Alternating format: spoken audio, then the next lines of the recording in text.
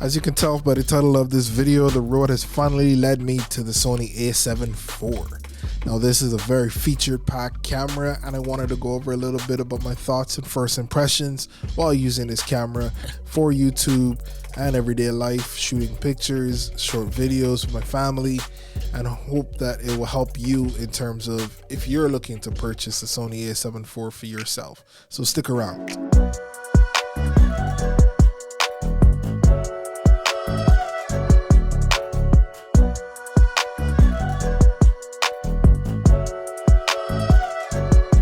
Welcome back to the channel. If you're a first time viewer here, welcome. My name is Dice for Life, and this is Life in Shades. Usually this is where most people would say subscribe to the channel, but I'm not going to say that. I honestly want to earn your subscription and earn your trust, so I hope that you'll enjoy the content that is provided in this video and all the videos on my channel. And if you do, please stick around and you can hit that subscribe button if you do enjoy it and be a part of the Life in Shades community. Now, first off, I wanted to say that I am filming with the Sony A7IV right now, and I'm using the 50mm f1.8. It is pretty much the cheapest Sony native lens you can probably buy for this camera. It was highly recommended to me because I bought the camera without the kit lens, so I wanted to have a lens to start with, and it was between this and the Tamron 28-75. And I know that that's a pretty good lens as well. It probably will be my second lens or third, depending. But I wanted something that had that low light capability and that prime lens to start with. So I went with the 50mm f1.8. I know it has a lot of shortcomings because it is a pretty noisy lens when it comes to video. It's not as sharp in terms of photos as certain YouTubers may point out, but it's pretty good all around, and it's pretty good to start with.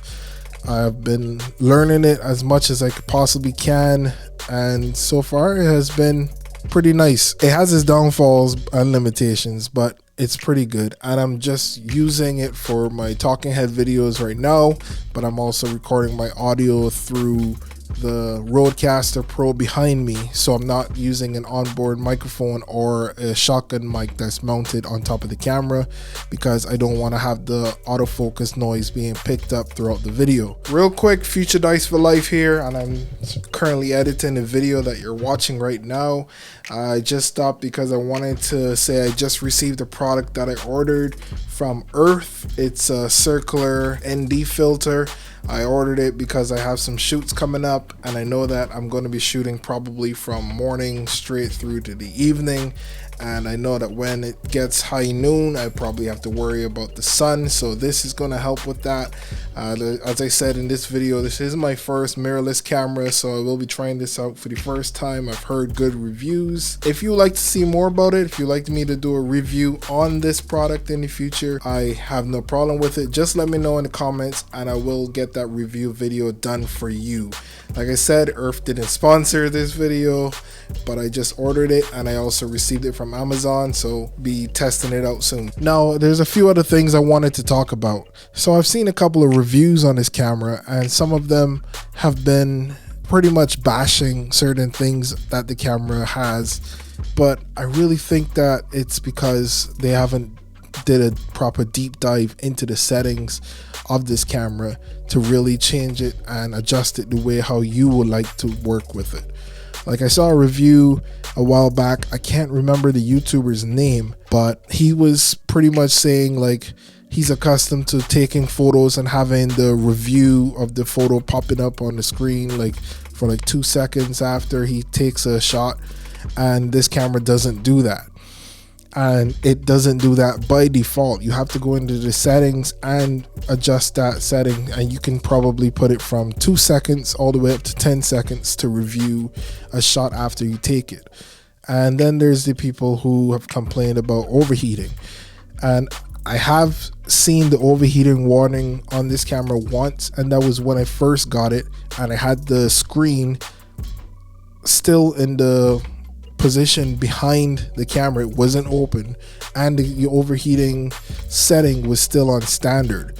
And that was when I was doing these settings, and yes, I was pretty much just setting up the camera for the first time, and then it overheated. But after I got to that setting where I could change the temperature setting to high, and I also know whenever I'm going through menus or doing long filming, I can easily just flip the screen out, and that will give the camera a better way to breathe and help with the heat dissipation, so that it wouldn't have overheating issues. So there are fixes to a lot of the issues that people have been having, and I think that the problems they've been having are so minor and so easily fixable that it shouldn't deter you from going out to picking up this camera, because it's a really awesome camera. I've had zero issues when it comes to run and gun shoots. I also did a cinematic shoot with my son and nephew, and it worked flawlessly. So I'm still learning it.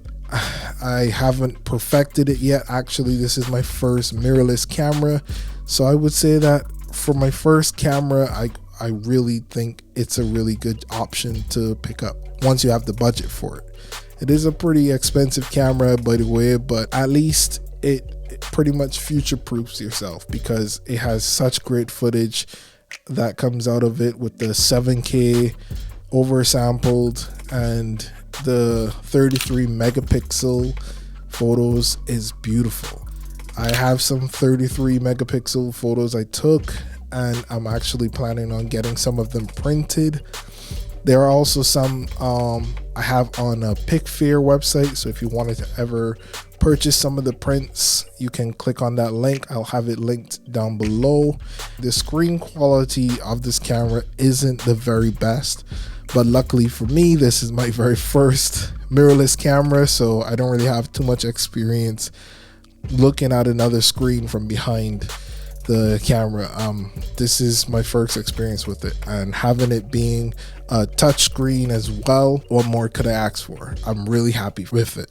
All in all, I would say this camera is a really, really good choice camera. If you're a YouTuber that wants to start creating videos, or if you want to actually be a photographer and get into photography work, it has professional features in it. You get a dual card slot, you have the batteries from Sony that work really well, you have 33 megapixel sensor, so it really gives you some good features to start out with if you wanted to do professional work in the future. But that's all I have for now. I would like to take any questions if you have it about this camera, and please feel free to message me here or on my Instagram page. I'll have that link down below.